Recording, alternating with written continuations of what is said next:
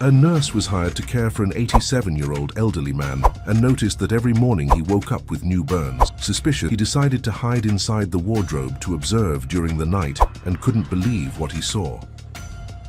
David adjusted the strap of his backpack on his right shoulder while observing the imposing mansion before him, with its tall windows and walls that seemed to guard decades of secrets. The wrought iron gate creaked when he pushed it, echoing a sound that made him hesitate for a moment before walking down the stone path to the main entrance. His hands, calloused from years of caring for patients, trembled slightly when he touched the golden doorbell that shone under the afternoon sun. The wind whispered among the trees of the meticulously maintained garden, creating a melancholic melody that contrasted with the grandeur of the property. "I hope this job will be different from the others," he thought, breathing deeply to calm his nerves. "I really need this to work out this time." The massive door opened, revealing a tall man, approximately 45 years old, wearing an impeccable dark suit that contrasted with his cold and calculating expression. His grey hair was perfectly combed back, and his dark brown eyes seemed to evaluate David from head to toe, as if examining a product in a store. The silence extended for long seconds before the man finally spoke, his cutting voice echoing in the mansion's entrance hall. There was a military rigidity in his posture, as if each movement was calculated to demonstrate authority and absolute control. "You must be David," he said, without showing any sign of cordiality or welcome. "I am Richard, and I expect you to understand the seriousness of this position from the first moment." David extended his right hand in a respectful greeting, but Richard merely looked at the gesture without reciprocating it, leaving the nurse with his hand extended in the air for a few awkward seconds before lowering it again. The entrance of the mansion was spacious and luxurious, with a crystal chandelier hanging from the high ceiling and marble staircases that rose in elegant curves, but there was something in the atmosphere that made David feel a tightness in his chest. The air seemed heavy, charged with a tension he couldn't fully identify, as if the walls themselves kept secrets that shouldn't be revealed.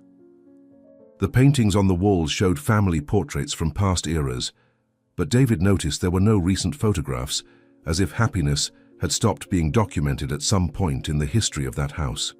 "Mr. Richard, it's a pleasure to meet you," said David, keeping his voice firm and professional. "I'm here to take care of your father with all the dedication he deserves." Richard walked toward the center of the hall, his steps echoing on the polished marble floor, and gestured for David to follow him while speaking in a tone that sounded more like a military order than a casual conversation. He explained that Harold, his 87-year-old father, needed constant care due to his advanced age and some physical limitations that had developed over the past few years. The routine should be rigorously followed, with specific times for medications, meals, and activities, without exceptions or improvisations that could compromise the elderly man's well-being. During the explanation, Richard kept his arms crossed and spoke without looking directly at David, as if reciting instructions he had repeated many times before to other employees. "My father can be difficult at times," said Richard, stopping abruptly and staring at David with penetrating eyes. "I expect you to know how to handle complicated situations without creating unnecessary problems for this family." The nurse nodded, although a strange sensation began to form in his stomach as he observed Richard's rigid posture and the way he spoke about his own father. David had worked with many families throughout his 15-year career as a nurse, and he knew how to recognize when there were unresolved tensions between relatives. But something in this situation seemed different, deeper, and more disturbing. The way Richard avoided eye contact when mentioning Harold, and how his hands closed into discreet fists, sent warning signals that David couldn't ignore. There was a coldness in Richard's words that went beyond the normal concern of a responsible son, something that sounded more like irritation than filial love. "I can guarantee that I will do everything in my power to provide the best possible care," replied David sincerely. "My priority will always be the patient's well-being and dignity." Richard led him through long corridors decorated with old paintings and period furniture, each step revealing more about the family's wealth, but also about the cold and impersonal environment that permeated every room of the mansion. The walls seemed to absorb any human warmth, creating an atmosphere that made David feel as if he were walking through a museum instead of a home where people lived and shared moments of affection. They passed through a luxurious living room with leather armchairs and a marble fireplace, but no sign that anyone actually used that space to relax or socialize. Persian rugs covered waxed wooden floors, and vases with fresh flowers decorated coffee tables, but everything seemed arranged with artificial perfection, like a setting mounted to impress visitors rather than provide comfort to residents. "The rules are simple," said Richard, stopping in front of a dark wooden door at the end of the hallway. "Keep my father safe, follow the medical routine strictly, and don't interfere in matters that don't concern you." The door opened, revealing a spacious and well-lit room, with a double bed positioned near the window that overlooked a well-maintained garden. But what caught David's attention most was the elderly man sitting in a blue velvet armchair near the desk. Harold had completely white hair and a well-trimmed beard, his blue eyes still shining with intelligence despite his advanced age. But there was an expression of deep weariness on his face that went beyond physical fatigue. His trembling hands held an open book, although David noticed that he wasn't really reading, just pretending to be focused on the pages to avoid interaction with his son. The room was tastefully decorated, but David noticed there were no personal objects scattered around, no sign of personality or individual history, as if Harold were living in a luxurious hotel room instead of his own home. "Father, this is David, the new nurse who will take care of you," announced Richard in a tone that sounded more like an official statement than a family introduction. "I hope you cooperate with him and don't cause any kind of trouble." The elderly man slowly raised his eyes from the book and looked at David with an expression that mixed curiosity and something that seemed to be a silent plea for help, although the nurse couldn't fully interpret the meaning of that look. Harold carefully closed the book and placed it on the table beside the armchair before standing up with difficulty, supporting himself on the chair's arm and walking slowly toward David with cautious but determined steps. There was a natural dignity in his movements, an elegance that the years hadn't completely erased, but also a fragility that made David's heart tighten with compassion. The elderly man wore a dark silk robe and soft leather slippers, expensive clothes that seemed chosen by someone else, without reflecting personal preferences. David noticed small details that bothered him, the way Harold discreetly checked Richard's reaction before standing up, and how his movements seemed calculated not to draw attention or cause irritation. "It's a pleasure to meet you, young David," said Harold with a soft but firm voice, extending a trembling hand. "I hope we can get along well during your stay here." David carefully shook the elderly man's hand, feeling the thin skin and protruding veins, but also noticing the strength that still resided in those fingers that had probably built a lifetime of experiences and memories. The touch lasted only a few seconds, but it was enough for David to feel an immediate connection with Harold, a natural empathy that always helped him in his work as a caregiver. There was something in the elderly man's eyes that touched him deeply, a vulnerability hidden behind a facade of courtesy and education, but also a sharp intelligence that observed and analyzed every detail of the environment around him. David noticed how Harold's eyes moved quickly between him and Richard, as if he were constantly assessing his son's mood and adjusting his behavior accordingly. "The pleasure is all mine, Mr. Harold," David replied sincerely. "I'm here to make your days more comfortable and safe." Richard observed the interaction between the two with an impatient expression, consulting his golden wristwatch several times before clearing his throat to get both their attention. He quickly explained the daily routine that should be followed, mentioning specific times for medications, meals, and light physical activities, always emphasizing the importance of keeping everything under control and avoiding any kind of unforeseen event that could compromise Harold's health. Throughout the explanation, David noticed how the elderly man remained silent, only nodding his head when necessary, but his eyes seemed to be always alert, as if he were constantly evaluating the environment around him for possible threats. The list of medications was extensive, including medicines for blood pressure, diabetes, and arthritis, but Richard emphasized that the schedules should be followed with military precision, without delays or anticipations that could alter the effectiveness of the treatment. "Any emergency should be communicated immediately to me," said Richard, handing over a card with his contact numbers. "Don't hesitate to call me if there is any problem, no matter how small it may seem." David tucked the card into his shirt pocket and asked some questions about food preferences and activities that Harold liked to do, trying to better understand the personality and habits of the elderly man. Richard answered most of the questions without consulting his father, as if he perfectly knew all of Harold's needs and desires, although David noticed that some of the answers made the elderly man slightly furrow his brows, as if he didn't completely agree with what was being said on his behalf. The conversation revealed a complex family dynamic, where Richard seemed to have taken total control over his father's life, making decisions about everything, from the decoration of the room to the daily activities allowed. There was a subtle infantilization in his way of talking about Harold, as if the elderly man wasn't capable of expressing his own opinions or making simple choices about his daily life. "My father doesn't like too much movement in his room," explained Richard, ignoring the displeased look that Harold directed at him. "He prefers peace and quiet, without many conversations or activities that might tire him unnecessarily." When Richard finally left the room, closing the door behind him with a definitive sound that echoed through the room, David felt as if a heavy cloud had slightly dissipated, allowing him to breathe a little more easily. Harold walked back to his armchair and sat down slowly, adjusting a blanket over his legs, before looking again at David with an expression that now seemed more relaxed and genuine. The silence that followed wasn't uncomfortable, but contemplative, as if both were evaluating each other and trying to establish the first steps of a relationship that would be fundamental for the elderly man's well-being.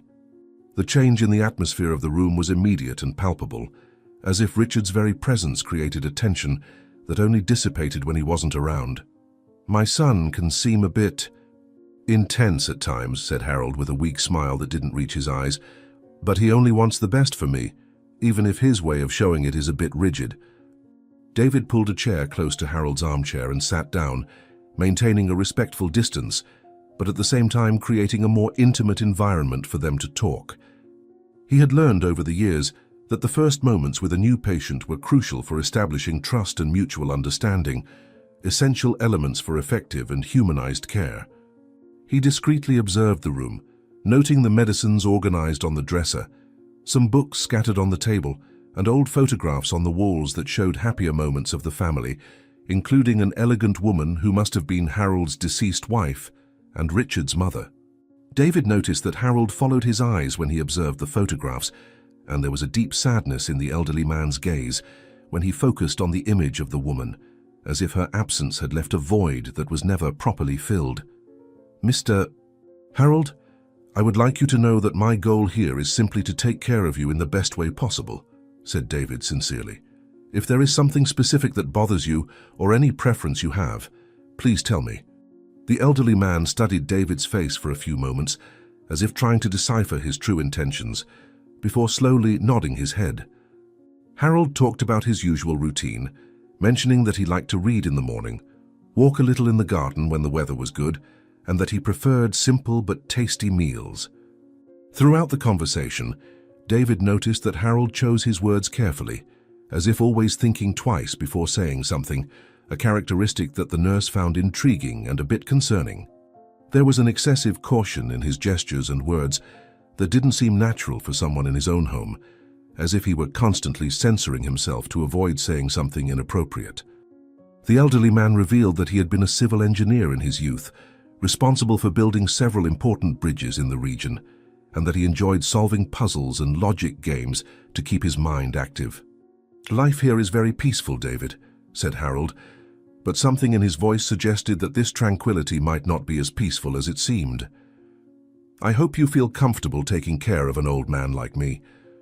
David took the opening to ask more questions about Harold's interests and hobbies, discovering that the elderly man had a passion for astronomy and used to observe the stars from his bedroom window during clear nights.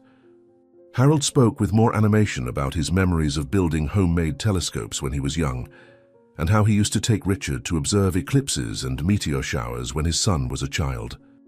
This was clearly a precious memory for him, and David noticed how his eyes shone when he recounted these moments of connection with his son, contrasting drastically with the tension that marked their current interactions. The elderly man also mentioned that he enjoyed listening to classical music, especially Chopin and Debussy, but complained that the sound system in his room didn't work well and that Richard saw no need to fix it. "Sometimes I feel like my voice is no longer heard in this house," Harold confessed melancholically, "as if my opinions and desires have become irrelevant over the years." The rest of the afternoon passed quickly, as David familiarized himself with Harold's routine and the layout of the mansion.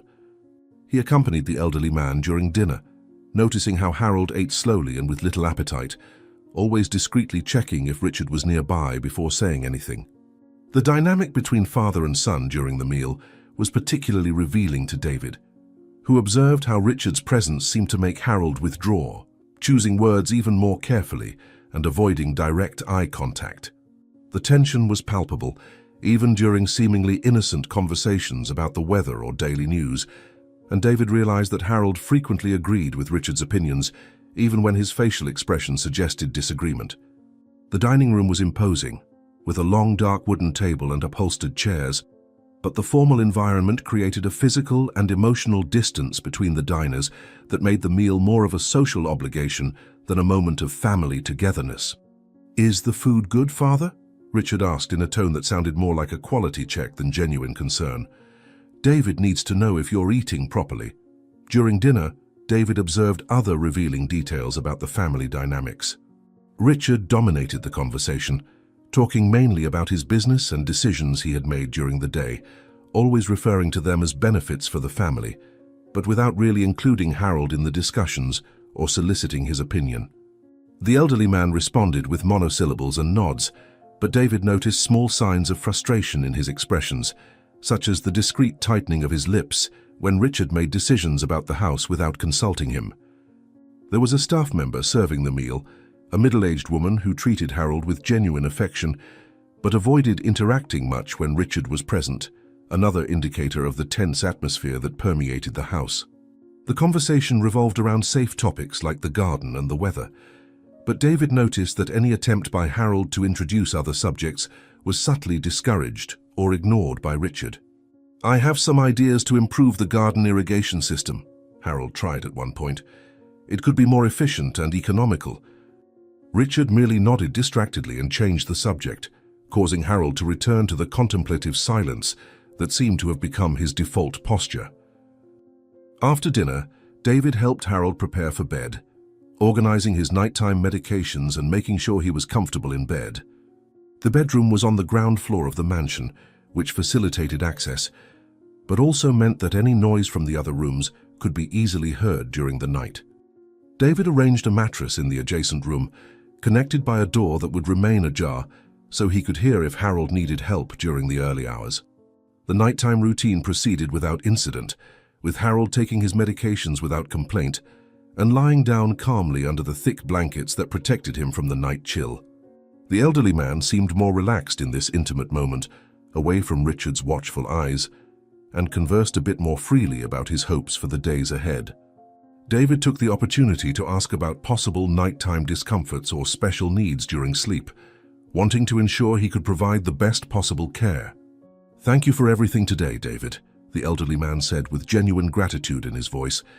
"It's been a long time since I've felt so cared for by someone who truly cares." Before retiring to his own room, David checked one last time if Harold had everything he needed within reach, including a glass of water, his emergency medications, and a bell to call him if necessary. The elderly man thanked him again for the attention and care, but David noticed a shadow of concern in his eyes, as if something was bothering him, but he didn't know how to express it.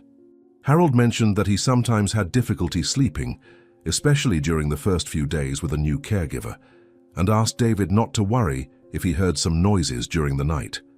This observation seemed strange to David, who wondered what kind of noises Harold expected to make, but decided not to press the issue at that moment, preferring to observe and learn about the elderly man's sleep patterns over the next few days. "Sometimes I have nightmares," Harold admitted hesitantly. "Disturbing dreams that make me talk or move during sleep, but it's something I've learned to live with over the years." David was beginning to fall asleep when he was awakened by muffled sounds coming from the next room, something he initially thought were just the normal noises of an old house settling during the night. But as he paid more attention, the sounds became more distinct and disturbing. resembling cries or moans of anguish that made his heart race with concern. He quickly got out of bed, put on his slippers and walked to the door connecting the two rooms, pressing his ear against the wood to try to better understand what was happening. The sounds seemed to come directly from the bed where Harold slept, but there was something strangely muffled about them, as if the elderly man was trying to scream but couldn't emit enough sound, or as if something was preventing him from speaking normally. David felt a wave of adrenaline course through his body as he tried to decide whether to enter immediately or wait a few more moments to assess the situation. Is he having nightmares? David thought, hesitating between entering immediately or waiting a bit longer. Or is it something more serious that I should check right now? The decision was made when the sounds momentarily intensified before abruptly ceasing, leaving a heavy silence that was almost more disturbing than the previous noises. David carefully opened the door and entered Harold's room, his eyes slowly adapting to the darkness as he walked toward the bed where the elderly man should be sleeping. The faint light coming through the window revealed Harold's silhouette lying under the covers, but something about his posture seemed tense and unnatural for someone who was simply resting. David moved closer and noticed that Harold was awake, his eyes shining in the darkness and his chest rising and falling rapidly as if he had just run a long distance. The sheet was partially disorganized, and David noticed that Harold's hands were visibly trembling under the covers, gripping the fabric with a strength that contrasted with his apparent frailty. There was a strange odor in the air, something David couldn't immediately identify, but which added an extra layer of uneasiness to the already disturbing situation. "Mr. Harold, is everything all right?" whispered David, approaching the bed carefully. "I heard some noises and came to check if you needed anything." The elderly man turned his head toward David, and even in the dimness of the room it was possible to see that his face was covered in sweat, and his hands were visibly trembling under the covers. Harold tried to speak, but his voice came out only as a hoarse whisper, forcing him to clear his throat several times before he could articulate comprehensible words. There was fear in his eyes, a deep terror that went far beyond what would be expected of someone who had awakened from a common nightmare, and David realized that Harold was genuinely frightened by something he had experienced. The elderly man quickly glanced toward the door, as if checking if anyone else was nearby, before focusing his attention back on David with an expression that mixed relief and anxiety. David felt a tightness in his chest, seeing the elderly man's state of anguish, but also a growing suspicion that something wasn't right in that situation, although he couldn't identify exactly what bothered him so much. "It was just a terrible nightmare," said Harold, his voice still trembling and uncertain. "Bad dreams that come to haunt me every night. Nothing you need to worry about, my young man." The first rays of morning sun pierced through the linen curtains of Harold's bedroom, creating golden patterns on the waxed wooden floor as David carefully approached the bed where the elderly man was still resting. The night had been unsettling after the episode of muffled screams, and David had remained on alert until dawn, periodically checking if Harold was all right through the partially open door. The elderly man seemed to sleep more peacefully in the early hours of the morning, but David noticed that even at rest, his hands remained tense on top of the covers, as if preparing to defend himself from something invisible. When Harold finally opened his eyes, David noticed an expression of relief cross his face, as if waking up was a liberation from nightmares that tormented him during sleep. "Good morning, Mr. Harold," David said in a soft voice, approaching the bed. "How do you feel this morning after such a restless night?" Harold blinked several times to focus his vision and slowly straightened himself in bed, supporting himself on his elbows before managing to sit completely against the pillows piled at the headboard. His hands trembled slightly as he adjusted his pajamas and smoothed his disheveled hair, automatic gestures that revealed a constant concern with appearance even in his most vulnerable moments. David observed that the elderly man avoided looking directly into his eyes, keeping his focus on his own hands or on the window, as if carrying some kind of shame or secret he didn't want to reveal. The morning light illuminated Harold's tired face, highlighting expression lines that seemed to have deepened during the night, and David noticed small drops of sweat on the elderly man's forehead, despite the pleasant temperature in the room. "I slept reasonably well, thank you," Harold replied with a voice still hoarse from sleep. Sometimes dreams can be more intense than I would like, but that's part of my age. David checked Harold's morning medications, carefully organizing them on a small tray, while discreetly observing the reactions and expressions of the elderly man. The medical routine was complex, involving medications for diabetes, blood pressure, and arthritis, each with specific times that needed to be rigorously followed to maintain Harold's stable health. While preparing a glass of warm water to accompany the pills, David noticed that Harold was watching him attentively, as if assessing whether he could trust him or should maintain the same caution he demonstrated with other people. The morning was quiet, with no signs of Richard moving around the house, which seemed to make Harold slightly more relaxed, although he still maintained a defensive posture. There was something in the way the elderly man held the medications that suggested anxiety, as if even this simple routine was a source of tension. "Do I need to take all these pills at once?" Harold asked, looking at the amount of medications. "Sometimes I feel like my stomach can't handle so many substances together in the morning." After the careful administration of medications, David suggested it was time for the morning bath, an essential part of the care routine that would help Harold feel more awake and comfortable to face the day. The bathroom adjacent to the bedroom was spacious and well-equipped, with support bars installed near the shower and a special bath chair that would allow Harold to sit safely during the process. David had prepared clean towels and hygiene products suitable for sensitive skin, in addition to checking the water temperature to ensure it was at the ideal level for the elderly man's comfort.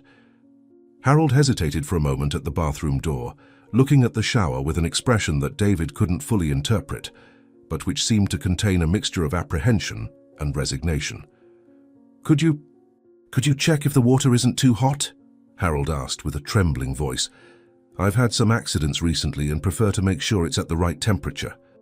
David carefully adjusted the water temperature, testing it several times with his hand, to ensure it was warm and comfortable, neither too cold to cause discomfort, nor too hot to pose any risk to Harold's delicate skin. He explained each step of the process, from regulating the temperature to the ideal position of the bath chair, trying to reassure the elderly man and establish a routine that was both efficient and respectful. Harold nodded to each explanation, but David noticed that his hands continued to tremble slightly, and he constantly checked the water temperature even after David had confirmed it was adequate. There was an excessive nervousness regarding the bath that intrigued David, especially considering that this should be a routine and relaxing activity. "The temperature is perfect, Mr. Harold," David assured, keeping his voice calm and professional. "I'll stay nearby to help with anything you need, but I'll give you as much privacy as possible." When Harold began removing his pajamas for the bath, David discreetly positioned himself to the side to allow privacy, while staying close enough to offer assistance if necessary. It was at this moment that something caught his attention in an alarming way. There were concerning signs on Harold's skin that didn't seem natural for his age. David noticed areas that suggested something was wrong, a pattern that made his heart race with concern. These signs didn't appear to be the result of common accidents, but something more worrying. "Mr. Harold," said David, trying to keep his voice steady despite the shock, "I noticed some marks on your skin that concern me a bit." Harold froze immediately when he heard David's words, his right hand instinctively moving to cover one of the affected areas on his left arm, while his entire body contracted as if he had received an electric shock. The reaction was so intense and immediate that David realized the elderly man knew exactly what he was talking about, and that he was probably expecting someone to eventually notice the marks. The silence that followed was loaded with tension, with Harold clearly struggling internally about how to respond to David's observation, while his hands trembled more visibly and his eyes filled with deep anguish. David could feel that he was witnessing a crucial moment, where the trust between them would be tested and where the truth could finally begin to emerge. The atmosphere in the bathroom became heavy and charged with emotion, as if long-kept secrets were about to be revealed. "These marks, they are. It's just," Harold began, but his voice failed before he could complete the sentence. "Please, David, you wouldn't understand the complicated situation I'm in." David carefully approached Harold, maintaining a respectful distance, but offering his presence as support and security. As an experienced nurse, He had seen many types of injuries and medical conditions throughout his career, but the marks on Harold's skin had specific characteristics that deeply concerned him. They weren't cuts or bruises resulting from falls, nor did they seem to be side effects of medications or common dermatological conditions in the elderly. There was a pattern to the marks that suggested an external and intentional cause, something that made David feel a wave of nausea and indignation growing in his stomach. He knew he needed to approach the situation with extreme care and sensitivity, as any excessive pressure could cause Harold to completely shut down and lose the opportunity to discover the truth. Mr.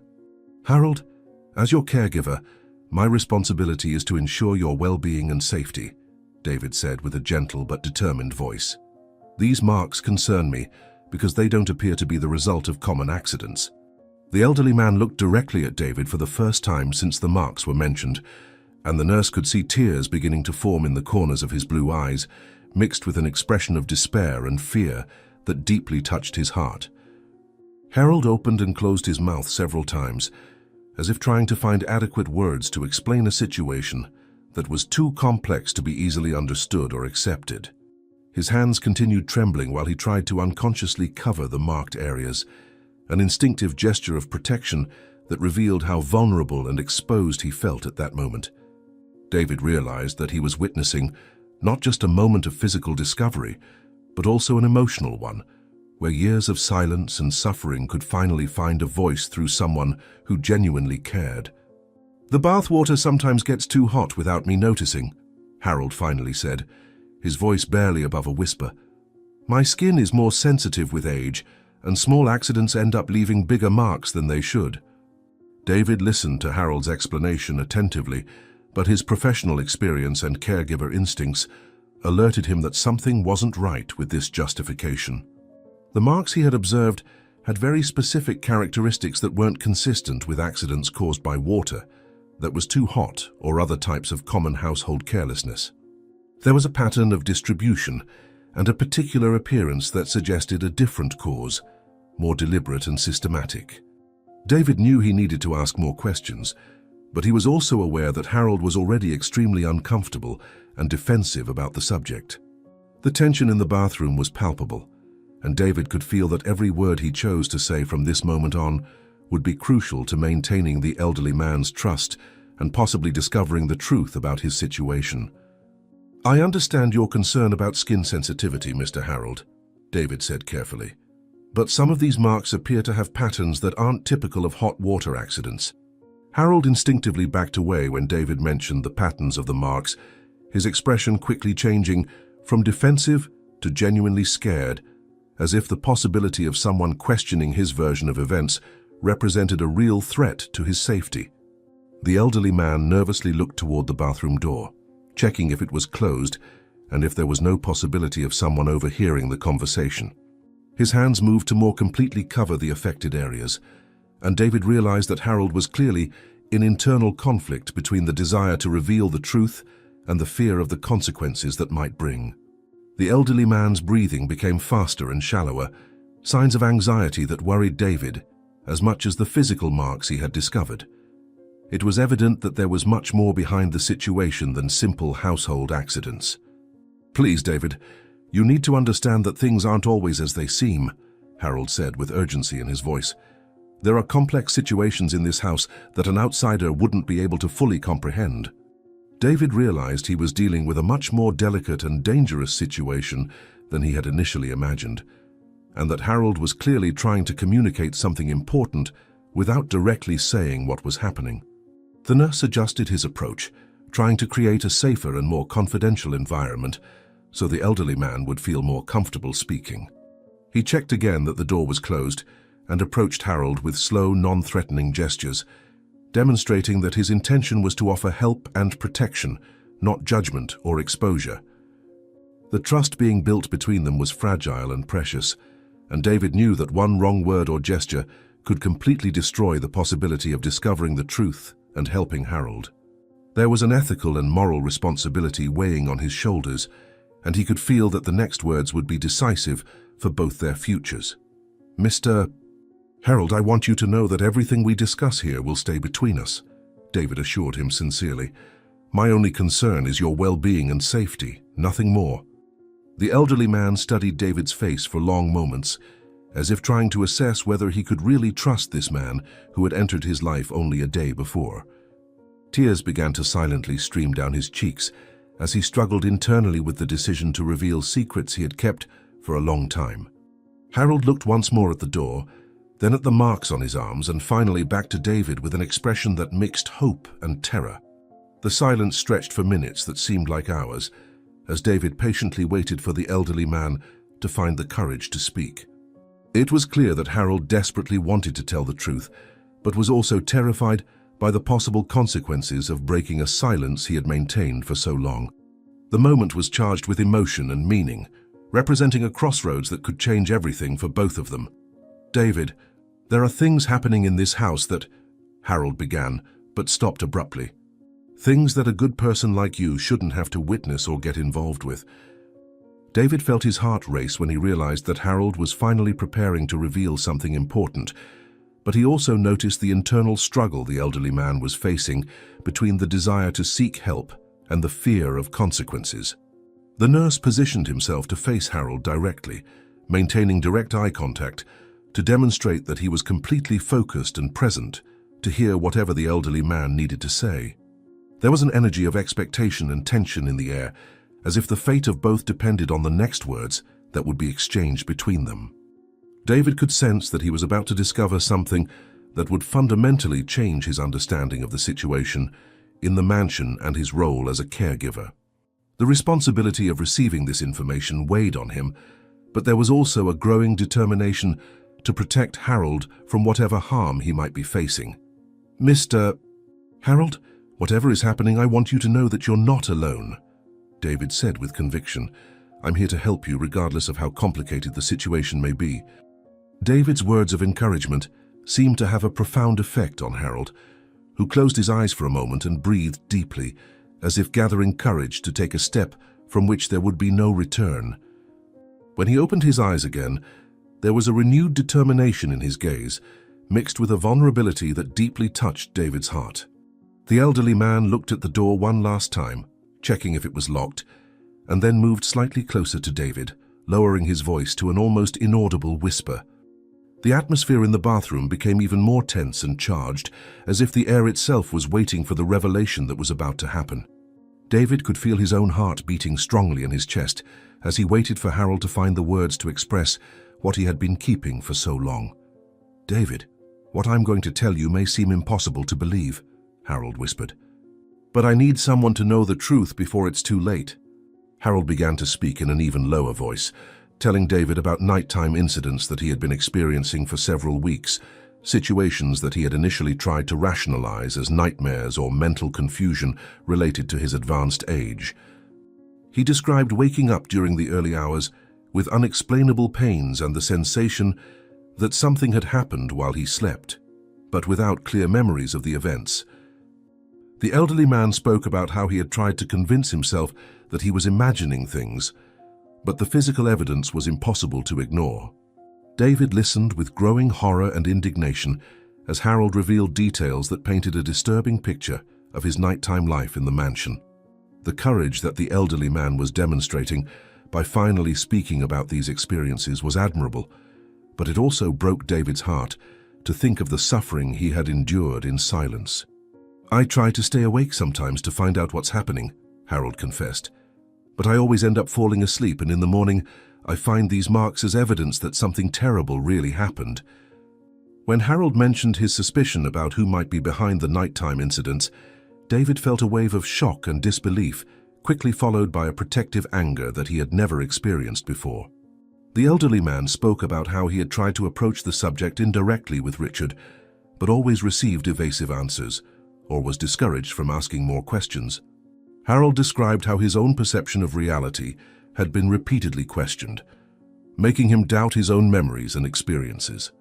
David realized that he was hearing about a systematic form of abuse and manipulation that had left Harold isolated, confused, and terrified in his own home. The revelation was so shocking and disturbing that David needed to lean against the bathroom wall to maintain his balance while processing the magnitude of what was being revealed.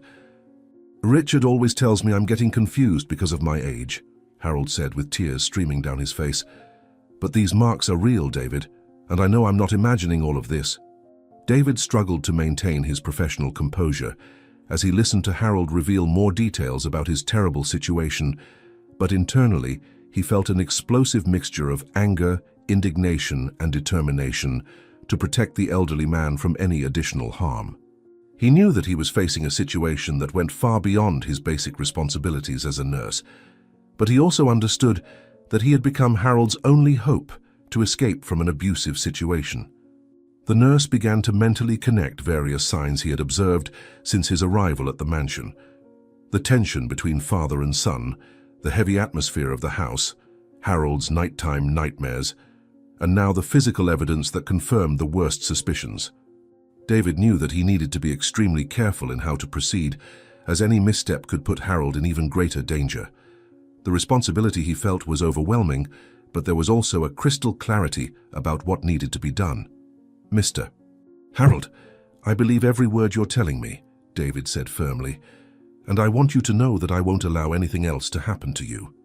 The expression of relief that crossed Harold's face when David confirmed that he believed his story was deeply touching, as if an enormous weight had finally been removed from his shoulders after months of silent suffering. The elderly man held David's hand with surprising strength, his tears now flowing freely, as he experienced perhaps the first sensation of hope he had felt in a long time. David could see that his validation and support meant more to Harold than any medication or medical treatment could offer. The emotional connection between them had deepened dramatically through this revelation, creating a bond of trust and protection that transcended the normal relationship between caregiver and patient. There was now a shared mission between them, to ensure Harold's safety and expose the truth about what was happening in the mansion. "Thank you for believing me, David," said Harold between sobs. "I was beginning to think that maybe I was really losing my mind." David spent several minutes consoling Harold and assuring him that his experiences were valid and that he deserved protection and dignity regardless of the circumstances. He helped the elderly man gradually calm down, offering words of encouragement and promising that they would work together to find a solution to the terrible situation he was in. The conversation had lasted much longer than a normal bath would take, and David knew they needed to be careful not to raise suspicions about why they were taking so long in the bathroom. He suggested they finish the bath quickly to maintain appearances, but assured Harold that they would continue discussing the situation when it was safe to do so. The transformation in the atmosphere between them was palpable. Where before there was tension and uncertainty, now there was a silent alliance and a shared determination to face the problem together. "Let's finish your bath now, and then we'll find a safe moment to talk more about this," said David. "I promise I won't abandon you in this situation." As David helped Harold finish his morning bath, both maintained constant vigilance for any noise that might indicate Richard or others in the house approaching. The nurse noticed how Harold had transformed during the conversation. Where before there was resignation and despair, now there was a spark of hope and determination. David knew he had crossed an important line by becoming not just a caregiver, but an ally in Harold's fight for safety and dignity. While carefully drying the areas where the marks were most visible, David made sure to treat them with extra care and respect, demonstrating through his actions that he took the situation very seriously. The trust that Harold had placed in him was a precious gift and an enormous responsibility, and David was determined to honor both aspects of this new reality. They had become conspirators in a mission of protection and justice that would change their lives forever. "Mr. Harold, I want you to know that from now on, you are no longer alone in this fight," said David as he helped the elderly man get dressed. "We'll find a way to ensure your safety." When they were about to leave the bathroom and return to the bedroom, Harold urgently grabbed David's arm, his expression changing again to one of intense fear.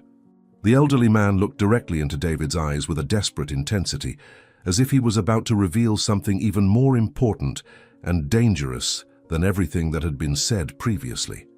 There was an urgency in his gestures that made David realize that perhaps there were aspects of the situation that were even more serious than he had imagined. The moment was charged with tension and expectation, as if the fate of both depended on the next words to be exchanged.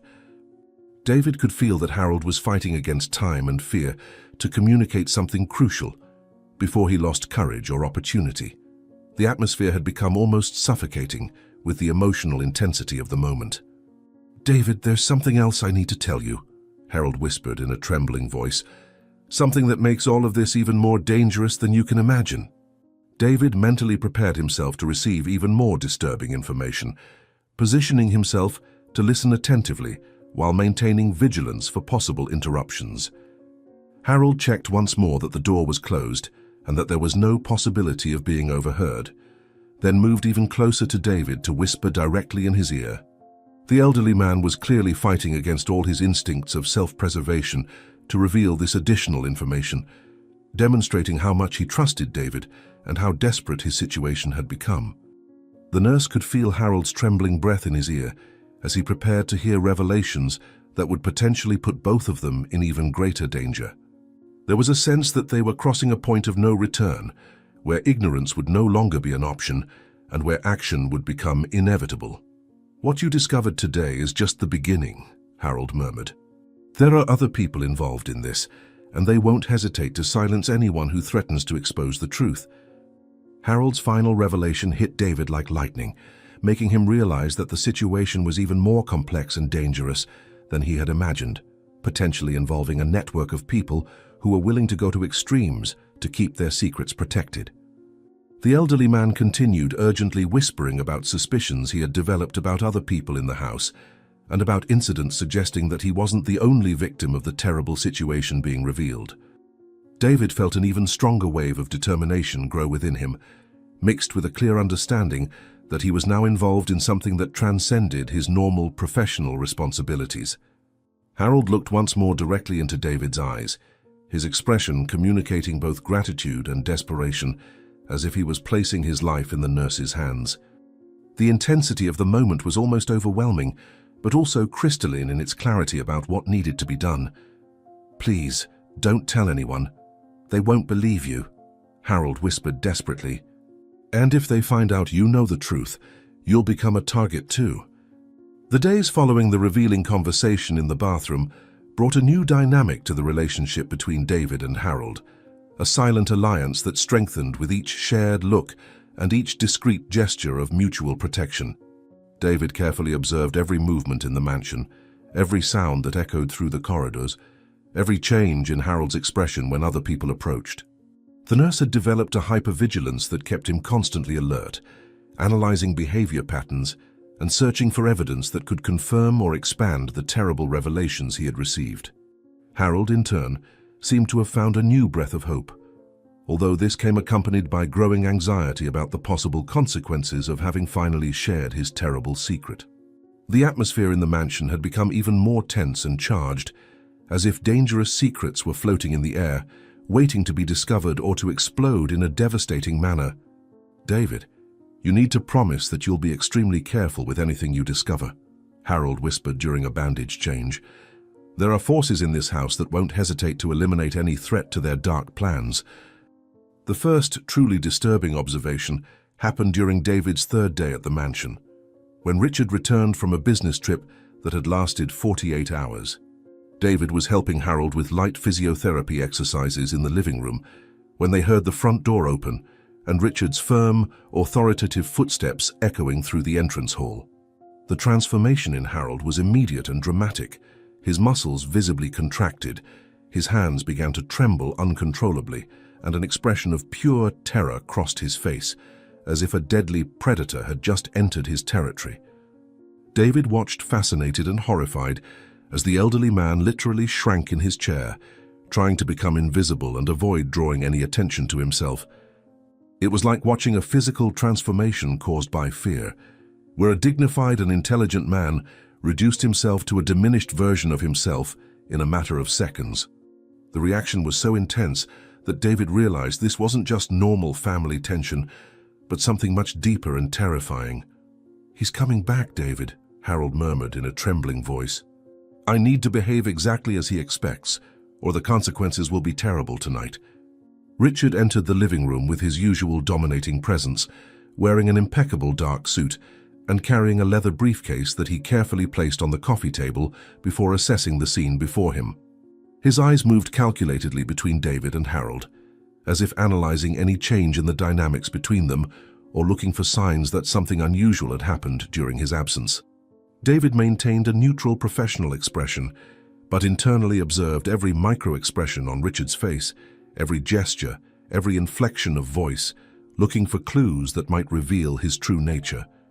The silence in the room extended for long seconds, charged with an almost palpable tension, while Richard seemed to deliberately prolong the discomfort before speaking.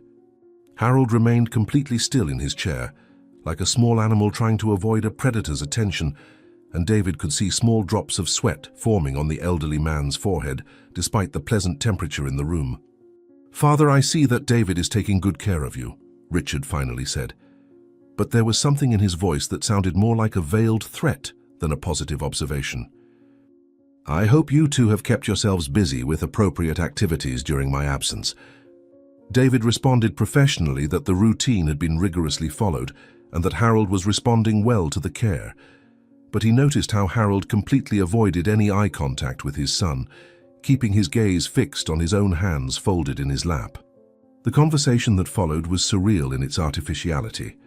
Richard asked questions about his father's health and activities, but in a way that seemed more like an interrogation than genuine interest, while Harold answered with monosyllables and short phrases, clearly terrified of saying something that might be interpreted negatively.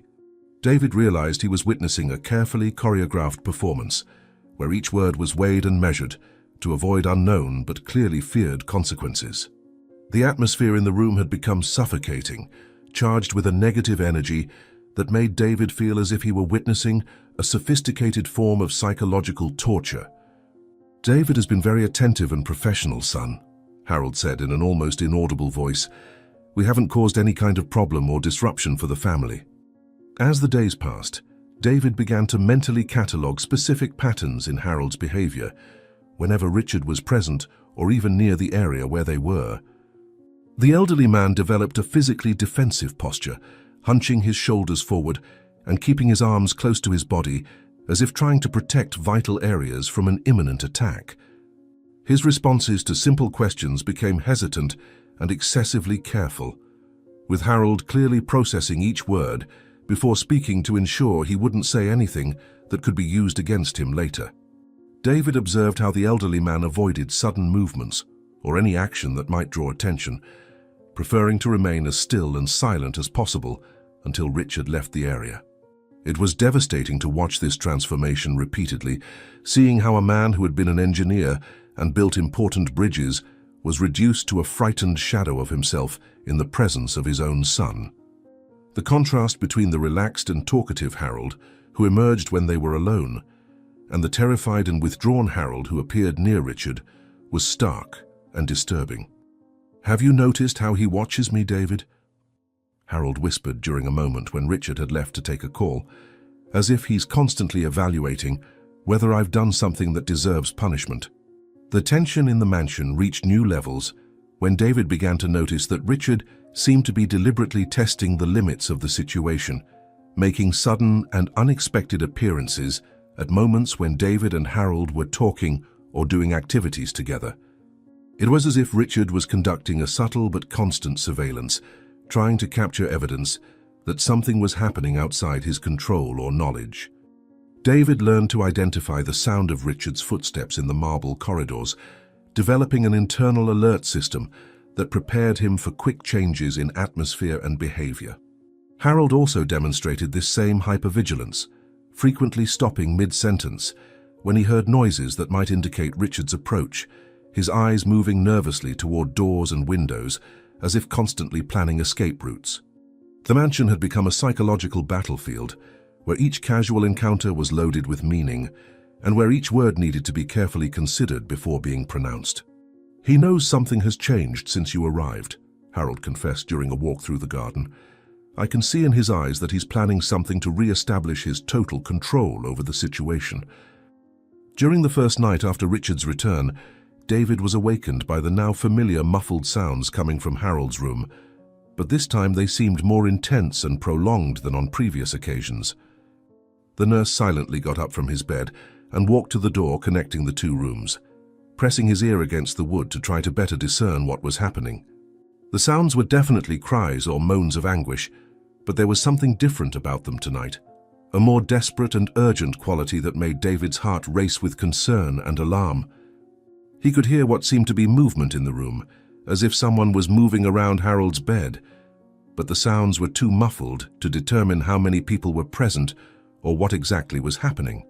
David fought against all his instincts to immediately enter the room, remembering Harold's warnings about the need to have concrete evidence before making any accusations. The forced wait was agonizing, knowing that on the other side of the door Harold might be suffering while he remained paralyzed by the need to be strategic. "I need to be smart about this," thought David, clenching his fists in frustration. "If I go in now without a plan, I could make everything worse for Harold." The sounds abruptly ceased after what felt like hours, but were probably only 15 or 20 minutes, leaving a heavy, charged silence that was almost more disturbing than the previous noises. David remained motionless by the door for a few more minutes, listening carefully for any sign of continued movement or voices, but Harold's room had returned to a silence that seemed artificial and forced. The nurse knew he needed to check on Harold's condition, but was also aware that entering too quickly, after the cessation of sounds, could be suspicious if someone was still in the room or nearby.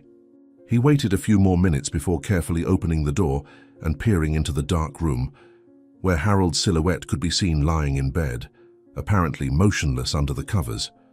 David whispered the elderly man's name several times, but received no response, leading him to assume that Harold had fallen asleep or lost consciousness after whatever had happened. The sense of helplessness was overwhelming, knowing he had witnessed evidence of something terrible, but having no means to effectively prove or intervene. "Harold, are you okay?" David whispered through the half-open door. "If you can hear me, know that I'm here and we'll find a way to stop this." The second night brought an almost identical repetition of the previous night's events, with muffled sounds of distress beginning around midnight and continuing for periods varying between 15 and 30 minutes. David had prepared better this time, strategically positioning himself to observe both Harold's room and the main corridor, trying to identify any movement that might reveal who was perpetrating these terrible acts. He had also prepared a small camera on his cell phone, hoping to capture evidence that could later be used to expose the truth and protect Harold. However, despite his intensified vigilance, David failed to identify how someone was entering and leaving Harold's room without being detected, nor capture images that could serve as definitive proof of what was happening. The frustration was almost unbearable, especially when the sounds abruptly stopped and silence returned, leaving David questioning whether he had really witnessed something concrete or if his own anxiety was distorting his perception of reality. The following morning brought devastating confirmation that the nighttime events were real. Harold woke up visibly shaken and with new marks confirming that something physical had indeed happened during the night. "David, I know you're trying to protect me," Harold whispered during breakfast, "but they are very clever and careful. They know exactly how to avoid being discovered." The third night promised to be different, as David had decided to remain completely awake and vigilant, no matter how difficult it was to stay alert during the long hours of the early morning. He had consumed extra coffee during the day and positioned himself in a chair near the connecting door, determined to finally discover the truth about what was happening to Harold during these terrible hours.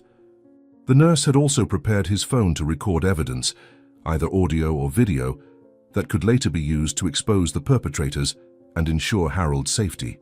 The first hours of the vigil passed slowly, with David forcing himself to remain alert, despite the fatigue that was beginning to accumulate in his body and mind.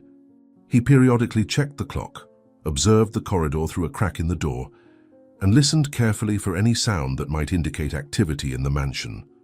Around 11 o'clock at night, David began to question whether anything would really happen that night, or if his vigilant presence had somehow discouraged the perpetrators from executing their dark plans. "This time I'm going to discover the truth," David muttered to himself. "Harold deserves protection and justice, and I won't fail him again." As the hours progressed beyond midnight without any incident, David felt his eyelids growing heavy, despite all his efforts to remain alert.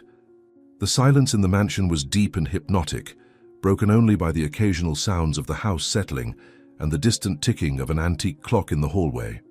The nurse fought bravely against the sleep that threatened to overcome him, shifting position in his chair, doing breathing exercises, and even pinching himself to stay awake. But the combination of stressful days and poorly slept nights was taking its toll. Around 2 in the morning, David realized he was losing the battle against fatigue, his eyes closing involuntarily for increasingly longer periods before he could force them open again. He tried to stand up and walk a little to combat drowsiness, but his legs seemed made of lead, and his movements became slow and awkward. The last thing David remembered before completely succumbing to sleep was the thought that he had failed Harold once again, leaving him vulnerable exactly when he most needed protection. "I can't fall asleep now," was his last conscious thought. "Harold is counting on me to discover the truth." David woke up with golden morning light filtering through the curtains, a feeling of panic immediately taking hold of him when he realized he had fallen asleep during his crucial vigil. He jumped from the chair where he had spent the night, ignoring the stiffness in his muscles and the pain in his neck, and rushed toward the door connecting his room to Harold's. The nurse carefully opened the door and looked at the bed where Harold was still sleeping, but immediately noticed something different in the elderly man's appearance. There was a tension in his posture, even during sleep, that suggested something traumatic had happened during the night. David silently approached the bed and observed with growing horror that there was a new mark on Harold's neck, a reddened and irritated area that definitely wasn't present the night before. The discovery confirmed his worst fears. While he slept deeply in his chair, Harold had been subjected to more abuse by perpetrators who seemed to have impossible access to the locked room. The feeling of guilt and failure was overwhelming, mixed with growing anger against whoever was responsible for this systematic torture of a defenseless elderly man. "How could I have failed him precisely when he needed me most?" thought David, feeling tears of frustration burning his eyes. "And how the hell did someone manage to get in here without me hearing anything?" It was then that David noticed something that made his blood freeze in his veins.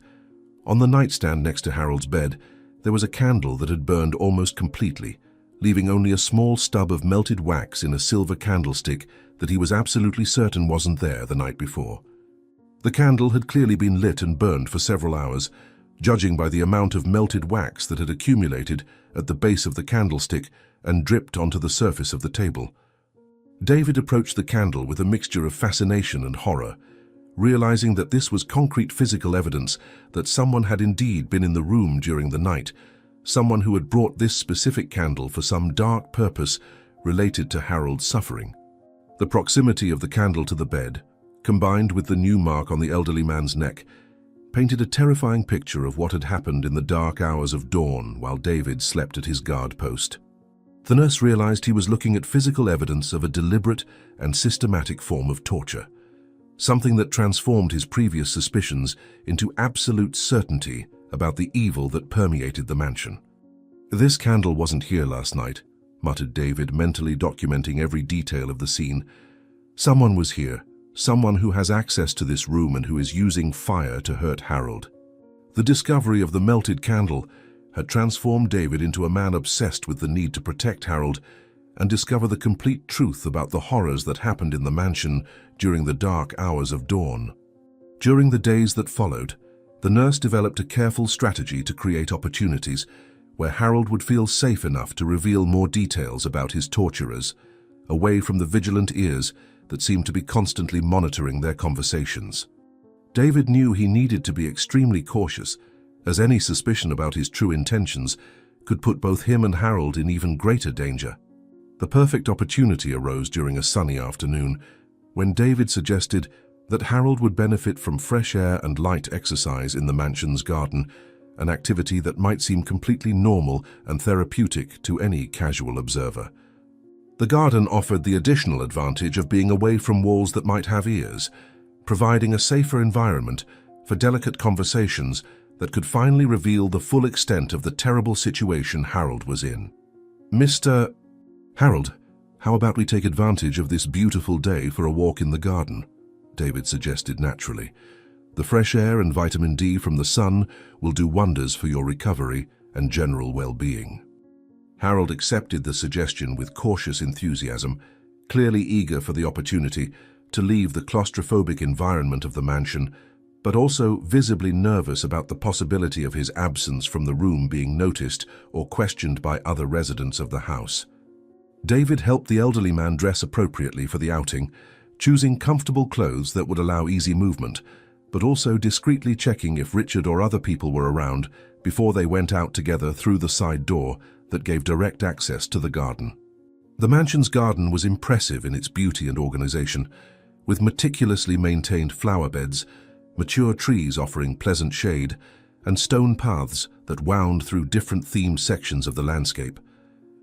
As they walked slowly along the shaded paths, David noticed how Harold seemed to literally breathe more easily away from the oppressive environment of the house, his shoulders gradually relaxing and his posture becoming less defensive. The contrast was striking. Inside the mansion, Harold was a man constantly on guard, but in the garden, elements of his original personality began to emerge again. "It's wonderful to be outdoors again," said Harold, deeply inhaling the scent of the flowers. "Sometimes I feel like the walls of that house are closing in on me like a prison."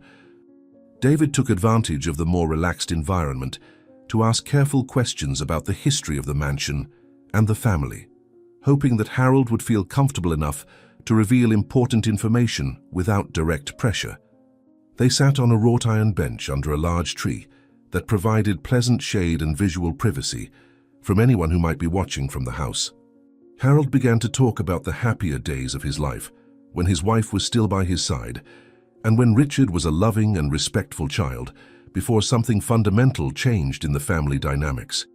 David listened attentively as Harold described how his wife's departure had created a void in the house that was never adequately filled, and how Richard had gradually become more controlling and distant over the following years. The elderly man spoke about his growing sense of isolation and how he had begun to question his own perception of reality when strange events started happening with increasing frequency. There were tears in Harold's eyes when he described how he had gradually lost control over his own life, being treated more like an object than a person with rights and dignity. "My wife was the only person who truly understood me and protected me," Harold confessed. "After her departure, I felt as if I had lost my only ally in a world that was becoming increasingly hostile." As the conversation deepened, David realized that Harold was preparing to reveal something truly important, his breathing becoming faster and his hands trembling slightly as he struggled internally with the decision to break years of forced silence. The elderly man looked around the garden several times, checking if they were really alone, before leaning closer to David and lowering his voice to an urgent whisper. There was an intensity in his eyes that David hadn't seen before, a desperate determination to finally tell the whole truth about the horrors he had experienced. Harold began to talk about specific nights when he had been subjected to systematic situations of suffering, describing experiences that revealed a calculated cruelty and a deliberate intention to cause distress without leaving obvious evidence.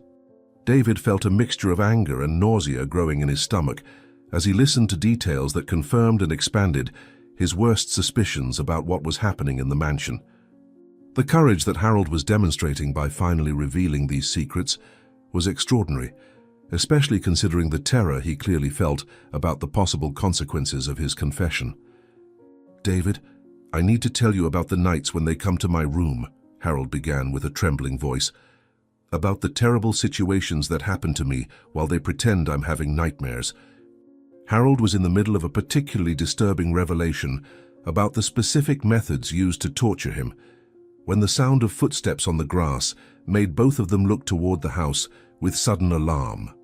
David saw a female figure approaching them through the garden, carrying a bouquet of fresh flowers and walking with the elegant grace of someone who was completely comfortable in her environment. The transformation in Harold was immediate and dramatic. He stopped speaking mid-sentence, his posture became rigid and defensive, and an expression of pure fear crossed his face before being quickly replaced by a mask of forced courtesy. David realized he was about to meet another family member, and Harold's extreme reaction suggested that this person represented a significant threat, although for reasons that were not yet clear. As the figure approached, David could see that it was an elegant woman of approximately 40 years, with perfectly arranged brown hair and wearing a floral dress that made her look like she had stepped out of a home decoration magazine. Her appearance was impeccable, and her expression radiated warmth and amiability, creating a cognitive dissonance in David, who was expecting to meet someone obviously sinister. "Here comes Sarah," Harold murmured, his voice barely disguising his panic. "I need to behave normally or she'll know we were talking about things we shouldn't." The woman who was approaching radiated a positive and maternal energy that immediately contrasted with all the expectations David had formed about the possible perpetrators of the abuses against Harold. Sarah walked with a genuine smile on her face, occasionally stopping to admire specific flowers in the garden or to adjust the arrangement of the bouquet she was carrying. When she finally reached the bench where David and Harold were sitting, she greeted both with a warmth that seemed completely authentic and devoid of any malice or artifice. David carefully observed each gesture and expression of Sarah, looking for signs of the cruelty he knew existed somewhere in the family dynamic, but finding only evidence of a woman who seemed genuinely caring and concerned with Harold's well-being. The dissonance between David's expectations and the reality he was observing was deeply disturbing, forcing him to question his own perceptions and assumptions about who could be responsible for the nighttime horrors. Sarah addressed Harold with a tenderness that seemed completely sincere, asking about his well-being and commenting on how happy she was to see him enjoying the fresh air of the garden. "Dear father-in-law, how wonderful to find you here enjoying this beautiful day," Sarah said in a honeyed voice. "I brought these fresh flowers from our garden to brighten your room and fill the environment with natural fragrance." Sarah sat gracefully on the grass near the bench, elegantly arranging her dress around her legs, while organizing the flowers into a more organized small bouquet. She chatted animatedly about various light topics, including the weather, the garden flowers, and plans for improvements to the property, always including Harold in the conversation in a way that seemed to genuinely value his opinions and contributions. David observed, fascinated, as Harold responded to Sarah with a complex mixture of affection and caution, clearly appreciating her attention but also maintaining constant vigilance over his own words and actions. There was an established family dynamic between them that suggested years of interaction, but David could detect acts of tension that were not immediately obvious. Sarah also showed interest in getting to know David better, asking questions about his professional experience and expressing gratitude for the dedication he was demonstrating in Harold's care. Her attention seemed genuine, and her personality was captivating, creating even more confusion in David's mind about the true nature of family relationships in the mansion. "David, I cannot express how grateful we are to have someone so competent and caring looking after our dear Harold," Sarah said, smiling warmly. "It's reassuring to know that he is in such capable and dedicated hands." During the conversation in the garden, David observed specific details about Sarah that deeply intrigued him. She demonstrated detailed knowledge about Harold's medical needs, spoke fondly about shared family memories, and showed genuine concern about his comfort and well-being. When Harold mentioned some pains he had recently experienced, Sarah immediately suggested natural remedies and alternative treatments that could help, demonstrating care that seemed to come from an authentic place of family love. David began to seriously question his previous suspicions, wondering if he had misinterpreted the clues or if he was allowing his own anxiety to distort his perception of reality. The possibility that Richard was solely responsible for the abuse began to seem more likely, especially considering his authoritarian behavior and the fearful reaction that Harold always demonstrated in his presence. However, there was something in how Harold reacted to Sarah that still bothered David, an underlying tension suggesting that not everything was exactly as it appeared on the surface. "Sarah is truly a wonderful daughter-in-law," said Harold when she momentarily stepped away to gather more flowers. "She always shows so much care and concern for my well-being." When Sarah announced that she needed to return to the house to prepare dinner, she insisted on taking Harold back to his room, claiming concern that he not tire himself too much with the prolonged walk in the garden. David observed the interaction between them as they walked back through the house, noting how Sarah maintained a light and pleasant conversation, occasionally touching Harold's arm affectionately or offering physical support when necessary. There were no obvious signs of coercion or discomfort, and Harold seemed to respond positively to the attention and care he was receiving. David began to feel that perhaps he had been unfair in his suspicions about Sarah, and that his own anxiety about the situation was making him see threats where they didn't necessarily exist. The confusion in his mind was growing, especially because the physical evidence of abuse was undeniable, but the person he had just met seemed completely incapable of such cruelties. Once in the room, Sarah helped Harold settle comfortably, arranging pillows and making sure he had everything he needed within reach. "Harold, you seem a little tired after our walk," Sarah observed with maternal concern. "Perhaps it's better to rest a bit before dinner to recover your energy." After Sarah left the room, David waited a few minutes before approaching Harold about his impressions of the woman he had just met. The elderly man seemed visibly more tense after Sarah's visit, although he had maintained a facade of cordiality throughout the interaction. David carefully asked about the relationship between Harold and Sarah, trying to better understand the complex dynamics he had observed. Harold hesitated for a long moment before responding, clearly struggling with conflicting feelings about his daughter-in-law. He spoke about how Sarah had been a welcome addition to the family when she married Richard, bringing joy and positive energy to the house that had been gloomy after his wife's death. However, Harold also mentioned that he had noticed subtle changes in Sarah over the years, small alterations in her behavior that were difficult to define, but that occasionally made him uncomfortable. David realized that Harold was being extremely careful with his words, as if worried that even negative thoughts about Sarah might be detected and punished later. "Sarah has been a good addition to our family," Harold said cautiously, "although sometimes I feel there are aspects of her personality that she carefully keeps hidden from public view." As night approached, David noticed that Harold was becoming progressively more agitated and anxious, constantly checking the clock and nervously looking at his bedroom door.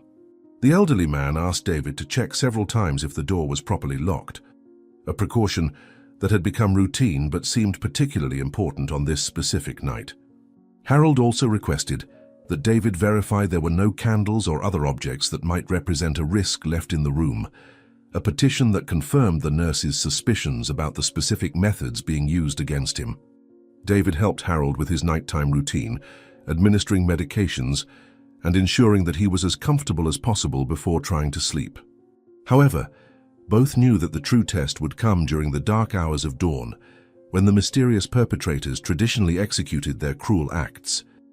David promised to maintain a more effective vigilance this night, determined not to repeat the mistake of falling asleep at his post, as had happened the previous night. "David, I feel a different energy in the house tonight," Harold confessed. "As if something important is about to happen, something that will change everything for better, or for much worse." David established himself in his surveillance position with renewed determination, strategically positioning himself where he could observe both Harold's room and the main corridor leading to the rest of the mansion. He had prepared his phone to document any evidence he might capture, and had also positioned small objects that would serve as improvised alarms if someone tried to enter the room without his knowledge. The first hours of the night passed in relative silence, with only the normal sounds of a large house settling and Harold's regular breathing in his apparently tranquil sleep. David forced himself to remain alert and focused, constantly reminding himself of the importance of his mission and the devastating consequences that could result from another failure to protect Harold. Around midnight, David began to hear almost imperceptible sounds coming from the corridor, steps so soft that initially he thought they might be his imagination or the normal noises of the house. However, as he paid more attention, the sounds became more distinct and clearly intentional, suggesting that someone was deliberately moving through the mansion toward Harold's room. "Finally," thought David, his heart accelerating with anticipation and anxiety, "this time I'll discover who's doing this to him." The footsteps in the corridor gradually became more audible, revealing a pattern of movement that was careful and deliberate, as if the person was trying to avoid creating unnecessary noise that might awaken other residents of the house. David positioned himself so he could observe through a small opening in the door, his body tense with expectation as he waited to finally identify the perpetrator of the nightly crimes against Harold.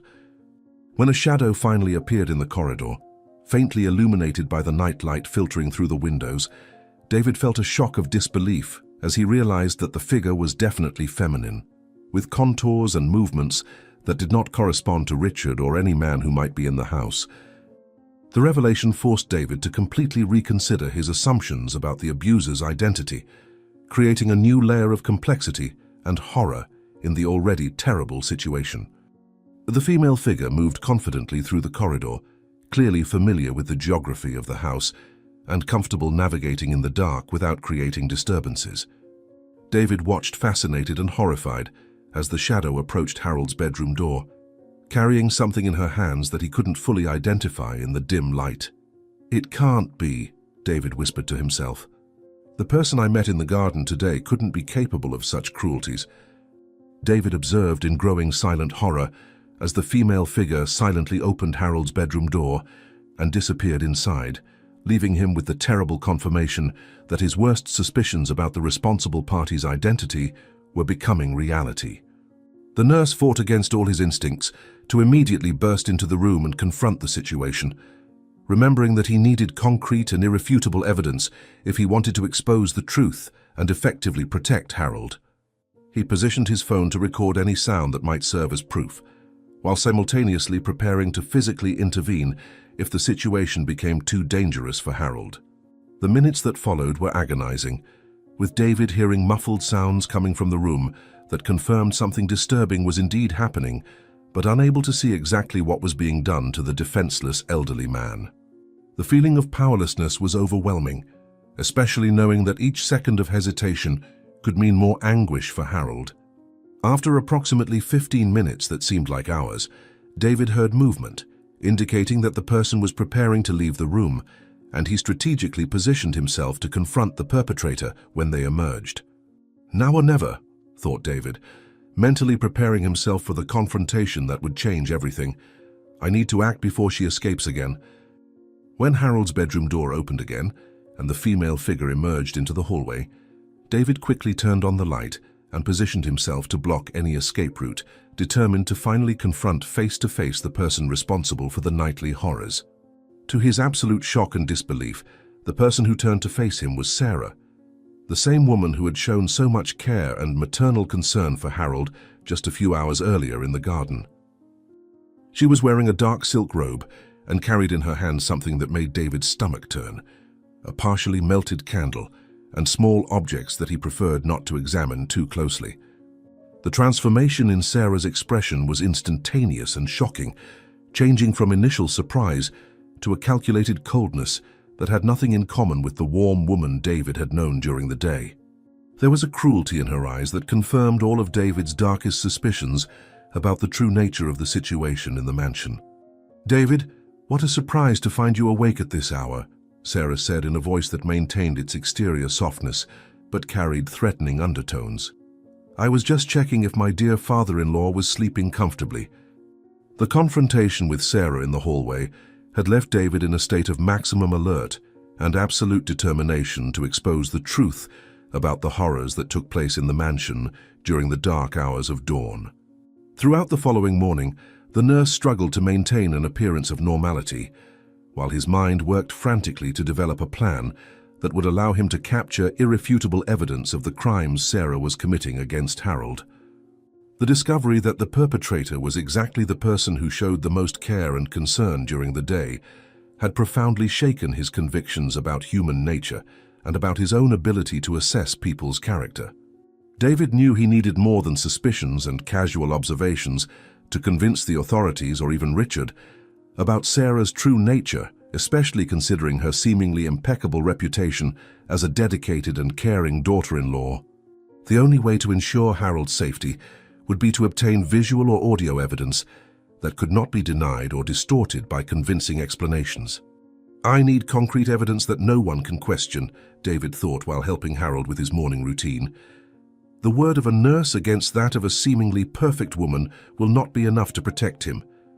During breakfast, David carefully observed the interaction between Sarah and Harold, looking for signs that might reveal the real power dynamic between them that had remained hidden until that moment. Sarah maintained her facade of perfect maternal care, personally serving Harold's coffee, adjusting pillows for his comfort, and chatting animatedly about plans for the garden and improvements to the house. However, now that David knew what to look for, he was able to detect micro-expressions of fear and submission on Harold's face whenever Sarah approached or touched his arms in an apparently caring manner. There was a performative quality to the interaction that David had not previously noticed, as if both were playing carefully rehearsed roles for the benefit of an audience that should remain ignorant of the sinister reality that existed behind the harmonious family facade. Harold responded to Sarah's attentions with forced gratitude and smiles that did not reach his eyes, clearly terrified of doing anything that might be interpreted as ingratitude or disrespect. "Dear father-in-law, you look a bit pale this morning," Sarah observed with false concern. "Perhaps we should adjust your medication to ensure you're feeling your best." The opportunity David had been waiting for arose when Richard announced during lunch that he would need to travel again for a business conference that would last 2 nights, leaving the house under the care of Sarah and David. The news made David's blood run cold when he realized that Harold would be completely vulnerable to Sarah's sadistic whims, without Richard's presence to potentially discourage her more violent impulses. David observed Sarah's reaction to the travel announcement, noticing an almost imperceptible gleam in her eyes that suggested satisfaction and anticipation, as if she were mentally preparing to take advantage of the complete privacy that Richard's absence would provide. Harold, in turn, became visibly more tense and anxious as the details of the trip were discussed, his hands trembling slightly while trying to maintain a neutral expression. The prospect of 2 nights alone with Sarah clearly terrified the elderly man, although he could not express his fears openly without raising suspicions about the true nature of his relationship with his daughter-in-law. "Don't worry about anything while you're away, darling," Sarah said to Richard with false sweetness. "I'll take very good care of Daddy and ensure he has everything he needs during your absence." After Richard left for his business trip, David noticed a subtle but perceptible change in the mansion's atmosphere, as if an underlying tension that had been kept under control was now free to manifest more openly. Sarah continued maintaining her facade of dedicated caregiver during daylight hours, but there was a different energy in her movements and gestures, a growing confidence suggesting she felt more free to express darker aspects of her personality. David observed how she interacted with Harold when she thought she wasn't being watched, noting small gestures of intimidation and control that were carefully disguised as affection whenever David appeared in the area.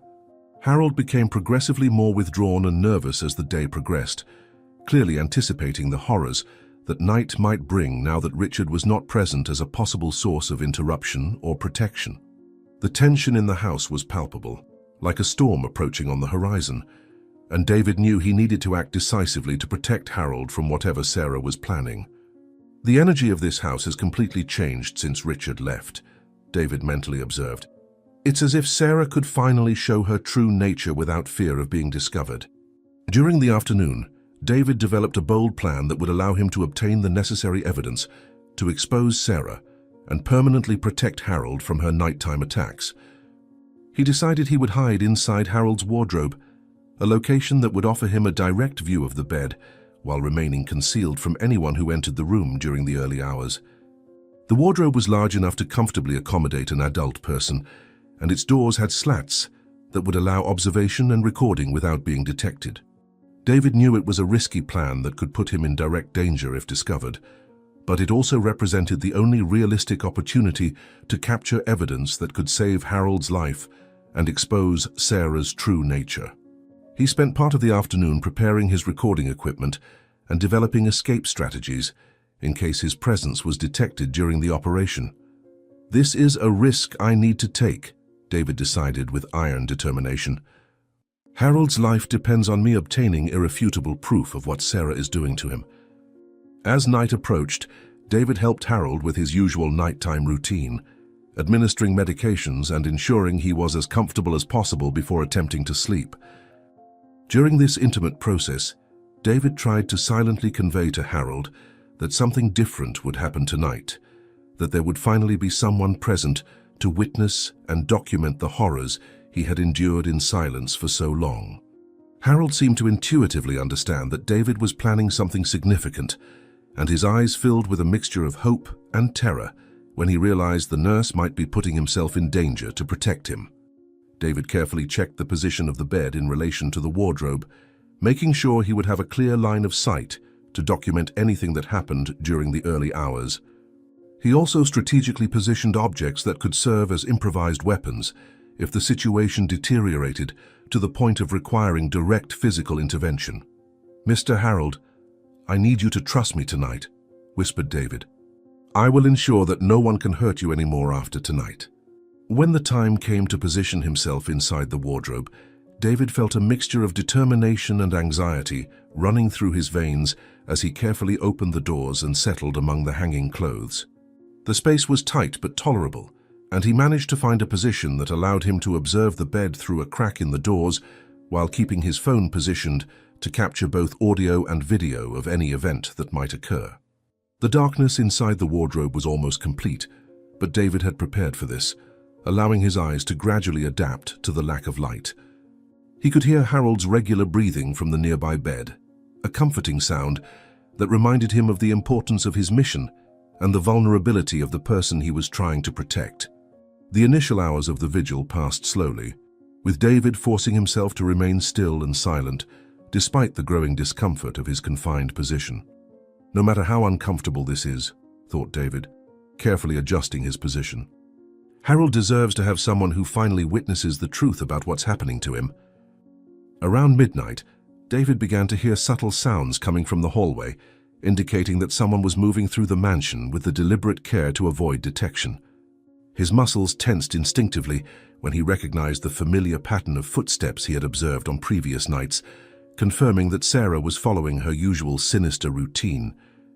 David discreetly verified that his phone was correctly positioned to capture evidence, his heart accelerating with anticipation and anxiety as he prepared to finally witness the crimes he had only suspected previously. The bedroom door opened silently, and David could see through the gap in the wardrobe how a female figure furtively entered the room, carrying objects he couldn't completely identify in the darkness. The transformation in the room's atmosphere was immediate and disturbing, as if an evil presence had invaded a space that should have been safe and sacred. "Finally, I'll see the truth with my own eyes," thought David, focusing his attention completely on the scene that was unfolding. "And this time I'll have evidence that no one can deny or explain away."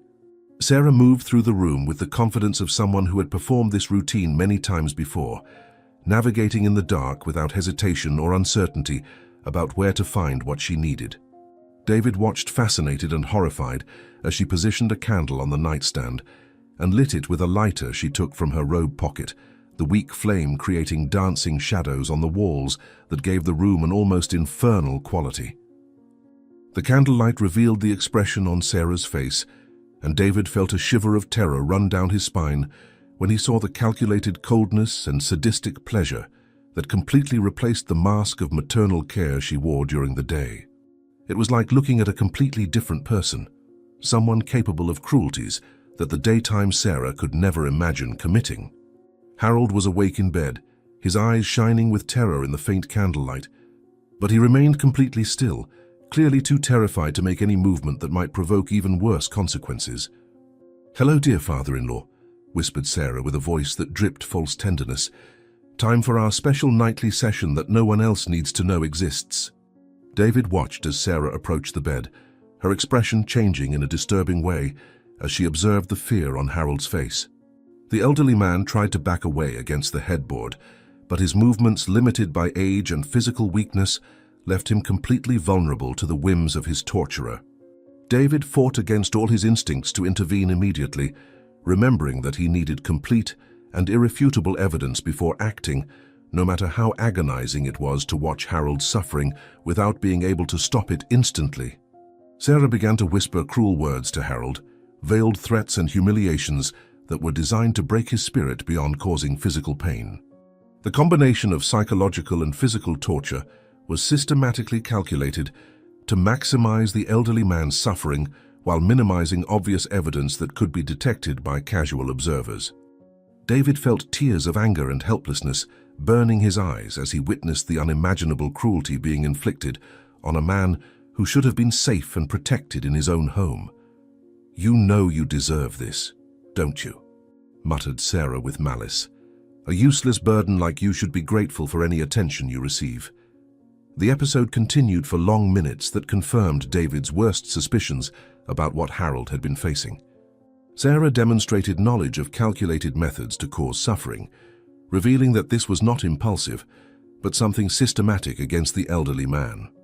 David documented everything with his phone, capturing audio and video evidence that could finally expose Sarah's true nature and ensure she faced justice for her crimes. Harold endured the ordeal with a broken dignity that broke David's heart, never screaming or begging for mercy, but simply enduring the suffering with the resignation of someone who had lost all hope of rescue. The elderly man's silent courage in the face of such systematized cruelty was both inspiring and devastating for David to witness. "Please, Sarah, I never did anything to deserve this," Harold whispered. "I always tried to be a good father-in-law and a good person for our family." When Sarah finally seemed satisfied with her nightly session of cruelty, she began to prepare to leave the room, extinguishing the candle and organizing the objects she had brought with her. David mentally prepared himself to confront her in the hallway as soon as she left, planning to use the evidence he had captured to expose her immediately and ensure she could never hurt Harold again. However, something unexpected happened that made David's blood freeze in his veins. Sarah stopped at the bedroom door and turned to look at Harold one last time, who was still trembling in bed. The expression on her face had changed from sadistic satisfaction to something even more sinister, a cold determination suggesting that something fundamental was about to change in the already terrible situation. David instinctively realized he was about to hear information that would completely transform his understanding of the danger Harold faced, elevating the urgency of the situation to levels he hadn't anticipated.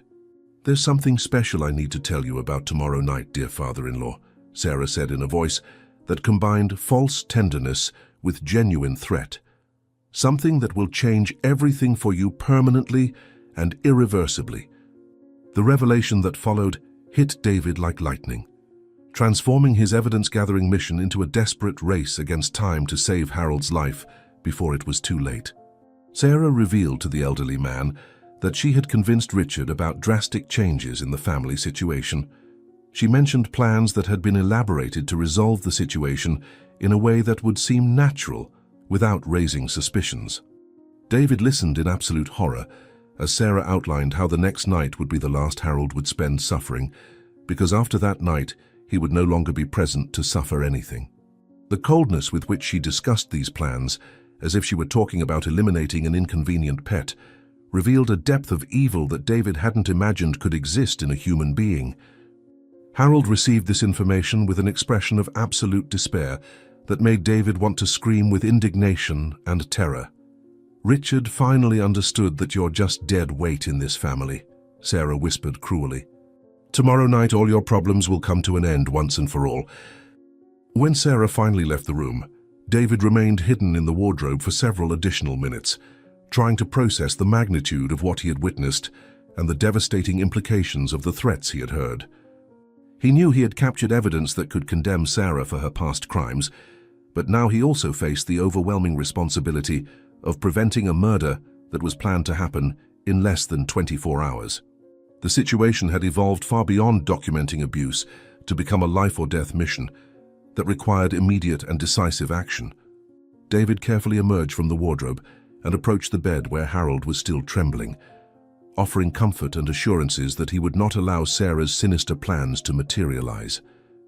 The elderly man looked at David with a mixture of gratitude and despair, clearly relieved that someone had finally witnessed the truth, but also terrified by the proximity of his possible destruction. "David, you heard what she said," Harold whispered in a broken voice. "Tomorrow will be the last time, useless old man." Richard finally agreed. The following day was the longest and most distressing of David's life, each passing minute inexorably bringing him closer to the moment when Sarah would execute her final plans against Harold.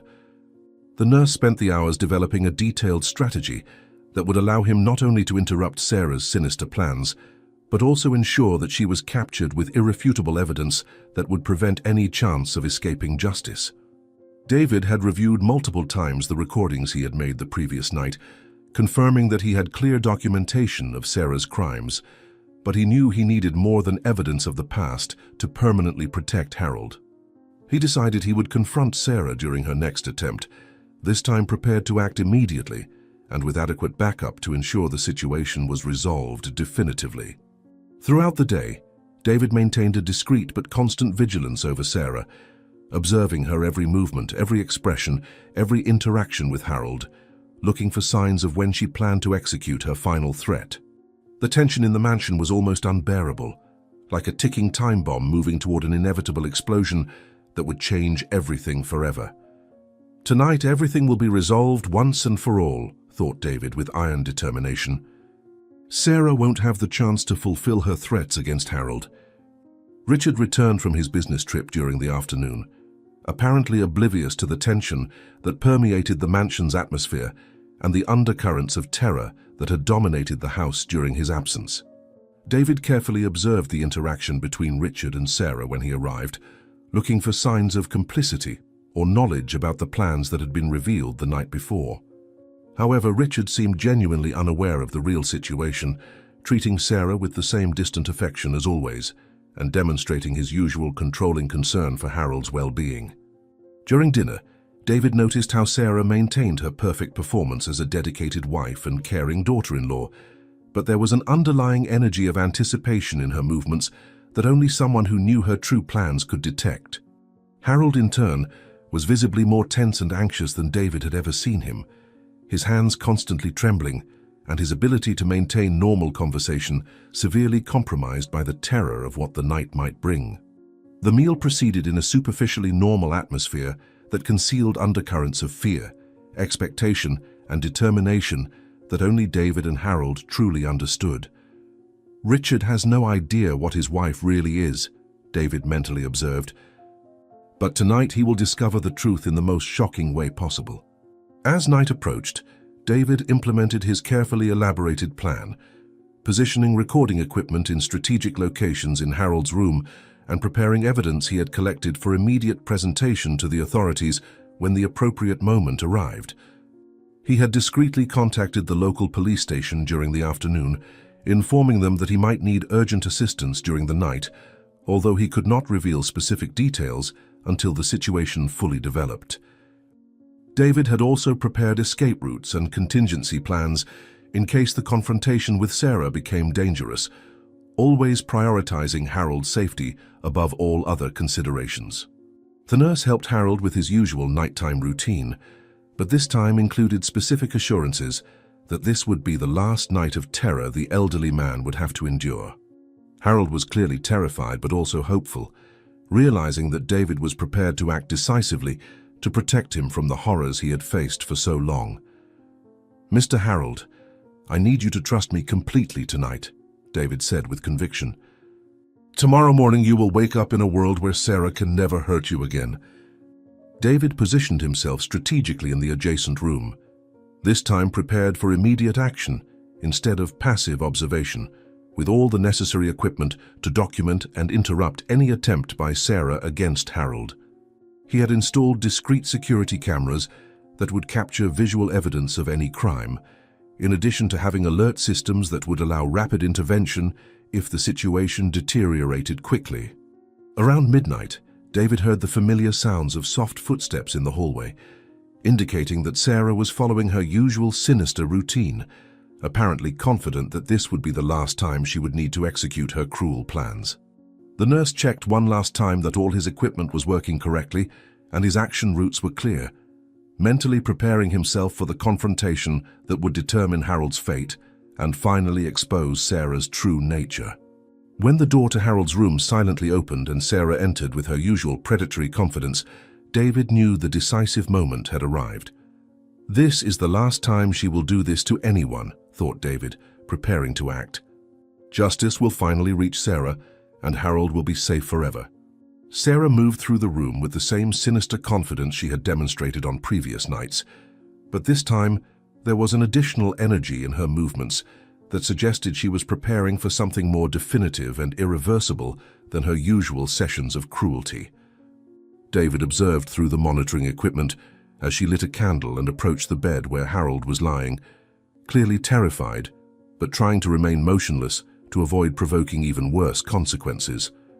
This time, however, Sarah had brought additional objects that David recognized as potentially lethal, confirming that she really planned to fulfill her threats about this being Harold's last night of suffering. The nurse knew he couldn't wait to see how far Sarah would go before intervening, as the risk to Harold's life was real and immediate. When Sarah began to whisper her usual threats, but this time with specific references to final plans, David decided that the moment for action had arrived. He discreetly activated the alert system that would contact authorities, then prepared to enter the room and confront Sarah directly. "Tonight you'll discover what happens to people who torture defenseless elderly," muttered David. "Your career of cruelty is about to come to a dramatic and permanent end." David burst into Harold's room with absolute determination, turning on all the lights and confronting Sarah directly while she was in the middle of her cruel actions against the defenseless elderly man. The surprise on Sarah's face was total and instantaneous, her mask of false tenderness completely shattering when she realized she had been caught in her most heinous crimes. David had his phone in hand, recording everything, while he shouted for Sarah to step away from Harold immediately and explained that authorities were already on their way to arrest her. The transformation in Sarah was shocking to witness, from caring, devoted daughter-in-law to cruel predator, and finally to a desperate woman realizing her world was crumbling around her. She initially tried to deny any wrongdoing, but the evidence was undeniable, and her position in the room with objects that clearly didn't belong to a normal care visit made any innocent explanation impossible. Harold was crying with relief in bed, finally seeing his torturer being confronted and exposed after so much silent suffering. "David, you don't understand this family's complex situation," Sarah said desperately. "There are aspects of this situation that an outsider could never fully comprehend." The commotion in Harold's room awakened Richard, who came running to investigate the shouts and upheaval that had exploded in the middle of the mansion's silent night. When he entered the room and saw the scene before him, his wife being confronted by David, suspicious objects scattered throughout the environment, and his father clearly in a state of extreme distress, the confusion on his face was quickly replaced by a growing understanding of the magnitude of what was happening. David quickly explained to Richard what he had discovered about Sarah's nighttime activities, showing him the evidence he had collected and documented over several days of careful investigation. Richard's shock was profound and devastating, his perception of reality completely shattered when he realized that the woman he had lived with for years was capable of unimaginable cruelties against his own father. Sarah desperately tried to maintain her facade of innocence, appealing to Richard and claiming that David was distorting an innocent situation, but the visual and audio evidence was irrefutable. "Richard, you need to believe me," begged Sarah. "This man is making up crazy stories to destroy our happy family." Richard's reaction to discovering his wife's true nature was a complex mixture of horror, disbelief, anger, and devastating guilt that left him physically shaken and emotionally destroyed. He looked at Sarah as if seeing a complete stranger, unable to reconcile the woman he thought he knew with the cruel creature who had been systematically torturing his elderly father for months or possibly years. When Richard turned to look at Harold and saw the fear and relief mixed on his father's face, the reality of the situation hit him with full force, making him realize he had completely failed to protect the person he should have cared for the most. Tears began to stream down Richard's face as he approached the bed where Harold was lying, his words coming out in broken sobs of remorse and desperate pleas for forgiveness. David observed this emotional reunion between father and son, realizing that despite all the pain and trauma that had been caused, there was also an opportunity for healing and reconciliation that could positively transform the family dynamic. "Father, forgive me for being blind to the cruelty that was happening right under my nose," said Richard in a broken voice. "How could I have failed so completely to protect him from someone who should have loved our family?" When authorities arrived at the mansion in response to David's alert, they found a scene that completely confirmed the allegations that had been made about crimes being committed against a vulnerable elderly person. Sarah tried to maintain her facade of innocence, even in front of the police officers, claiming that everything was a misunderstanding and that she was a victim of false accusations by an unstable nurse. But the evidence documented by David was extensive and irrefutable. The objects found in her possession, combined with the audio and video recordings showing her cruel actions, created a case that no lawyer could effectively defend. Harold, despite his fragile condition, was able to provide detailed testimony about the months of abuse he had suffered, his voice gaining strength as he realized that he was finally safe and that his tormentor would face justice for her crimes. Richard remained by his father's side throughout the police interrogation process, offering emotional support and publicly expressing his horror and regret for not detecting the signs of abuse that now seemed obvious in retrospect. David was recognized by the authorities as a hero for his courage in exposing the situation and protecting Harold, although he insisted that he had only done what any decent person would do in similar circumstances. "Mr. Richard, I need you to know that your father is a man of extraordinary courage," said David. "He endured unimaginable horrors with dignity and never lost hope that someone would discover the truth." The process of removing Sarah from the mansion was both a relief and a traumatic moment, marking the end of a terrible chapter in the family's life, but also forcing everyone to confront the magnitude of the damage that had been caused. As she was led away in handcuffs, Sarah made one last desperate attempt to maintain her narrative of innocence, shouting to Richard that he was making a terrible mistake and that David had manipulated the situation to destroy their marriage.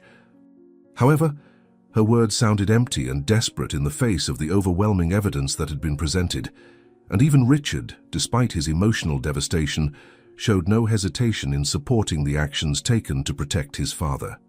Harold observed Sarah's departure with a mixture of relief and sadness, relieved to finally be free from his tormentor, but also saddened by the destruction that his situation had caused in the family. David remained close to Harold throughout this process, offering emotional support and assurances that he was safe now and would never have to face such cruelty again. The mansion, which had been a place of terror and oppression for so long, immediately began to feel different, as if a dark cloud had finally been removed, allowing light and hope to return. "Sarah, you chose a path of cruelty that has no justification," said Richard as she was taken away. "I hope that in prison you find time to reflect on the evil you caused to an innocent person." In the days following Sarah's arrest, the transformation in family dynamics was profound and touching, with Richard dedicating himself completely to rebuilding his relationship with Harold and creating an environment of care and safety that would replace the years of fear and oppression. The son who had been distant and controlling became attentive and caring, spending hours talking with his father about old memories, future plans, and simply enjoying each other's company in a way that hadn't happened for years. Richard took full responsibility for his failure to protect Harold, not just from Sarah's actions, but also from his own coldness and emotional neglect that had created the environment where such abuse could flourish undetected. Harold, in turn, demonstrated an extraordinary capacity for forgiveness and healing, gradually regaining his confidence and joy for living as he realized that he was truly safe and valued by his family. David observed this transformation with deep satisfaction, realizing that his intervention had done more than just stop specific crimes. It had restored a family and returned dignity and peace to a man who deserved both. "Father, I want you to know that from now on your safety and happiness will be my highest priorities," said Richard. "I will never again allow any person to treat you with disrespect or cruelty." David was officially recognized as a hero by the local community and authorities, receiving thank you letters from organizations that defend the rights of the elderly and being featured in media reports as an example of professional courage and human compassion. However, for David, the true reward was seeing Harold regain his joy of living and witnessing the genuine reconciliation between father and son that had emerged from the traumatic situation. When Richard offered David a significant financial reward for his heroic actions, the nurse respectfully declined, explaining that the only reward he wished for was to continue caring for Harold and be part of the family's healing journey. This decision deeply impressed both Richard and Harold, confirming that David was motivated by genuine compassion rather than personal gain. The trust and friendship that had developed between David and Harold during the dark days deepened even further, evolving into a bond that transcended the normal professional relationship between caregiver and patient. Richard insisted that David remain not only as Harold's nurse, but as a valued member of the family who had literally saved his father's life. "David, I cannot adequately express my gratitude for what you've done for our family," Richard said emotionally. "You not only saved my father's life, but also gave me the opportunity to reconcile with him." The mansion that had once been a place of terror and dark secrets gradually transformed into a true home, filled with cheerful conversations, genuine laughter, and a sense of safety and belonging that had been absent for a long time. Harold flourished in this new environment, his vibrant personality and sharp intelligence emerging more fully as his confidence and security were restored. He resumed many of his old hobbies, including reading, astronomical observation, and gardening, activities that had been impossible during his period of terror under Sarah's control. Richard actively participated in these activities, discovering aspects of his father that he had ignored or forgotten during the years of emotional distance. David continued to provide professional medical care for Harold, but his role expanded to include being a confidant, friend, and valued member of the reconstituted family unit. Meals at the mansion became joyful occasions of conversation and connection, a stark contrast to the tense performances that had characterized previous family interactions. Visits from friends and other family members, which had been rare during Sarah's period, became regular events that brought even more joy and normalcy to Harold's life. "This house finally feels like a true home again," Harold observed during a particularly joyful dinner. "For the first time in years, I can sleep in peace knowing I am surrounded by people who genuinely care about me." During a sunny afternoon in the garden, Richard was helping his father plant new rose seedlings when Harold shared precious memories of his wife, who also loved gardening. "Your mother always said that plants respond to love the same way people do," said Harold with a nostalgic smile, his hands carefully working the soil. "She was right. This garden is more beautiful now than it has ever been, because it finally has true affection again." Richard paused his work to look at his father, his eyes filling with tears as he realized how many meaningful conversations they had missed during the years of distance. "Dad, I promise we'll create many new memories together," Richard responded, gently placing his hand on Harold's shoulder. "I want to hear all the stories about Mum that I never had time to listen to before." The evenings became special moments of togetherness when the three men gathered in the living room to share stories, play cards, or simply enjoy each other's company. David discovered that Harold had an exceptional talent for chess and fascinating stories about the engineering projects he had led during his career. "David, did you know my father designed the bridge that crosses the main river in our city?" Richard asked proudly, observing a chess match between David and Harold. "I never took enough interest to hear the details, but now I want to know everything about the challenges he faced." Harold smiled warmly, clearly touched by his son's renewed interest in his life and achievements. "Son, it would be an honor to share those memories with you both," said Harold, moving a piece on the board. "There are so many stories I've kept for years, waiting for someone who truly wanted to hear them." Months after the traumatic events that had changed everything, life in the mansion had settled into a routine of peace, care, and mutual respect that contrasted dramatically with the dark period that had preceded David's intervention. Harold had recovered not only physically from the traumas he had suffered, but also emotionally, regaining his dignity, confidence, and joy of living in a way that seemed almost miraculous to those who had witnessed his previous state of terror and despair. Richard had transformed from a distant and controlling son into an attentive and loving caregiver, dedicating significant time every day to be with his father and ensure that he felt valued and protected. David remained a constant and comforting presence in the house, not only providing professional medical care, but also serving as a living reminder that there were people in the world willing to fight for justice and protect the vulnerable. The relationship between the three men had evolved into a genuine friendship based on mutual respect, shared experiences, and a common commitment to maintaining the environment of safety and care that had been so hard-won. Sarah remained in prison, facing multiple criminal charges related to elder abuse, and the family rarely spoke about her, preferring to focus on building a positive future instead of traumas from the past. "You two have given me a second chance to live a truly happy life," said Harold. "At my age, I thought such happiness was no longer possible, but you proved that it's never too late to find peace and love. Now tell me in the comments where you're from and tell me, did you like this story? Then subscribe to the channel, leave your like and check out the next one that's waiting for you here on the screen. I'll see you there."